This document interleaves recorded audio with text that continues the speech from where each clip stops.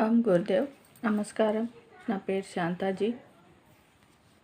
అందరికీ కార్తీక మాసం శుభాకాంక్షలు. ఈరోజు కార్తీక పౌర్ణమి.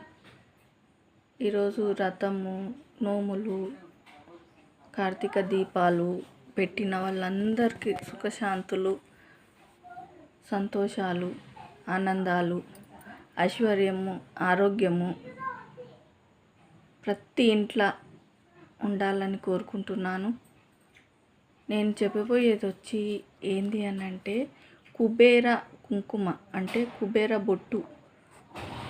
అంటే అది ఏం చేస్తుందంటే ప్రతి ఇంట్లో ప్రతి మనిషి పెట్టుకోవాల్సిందే.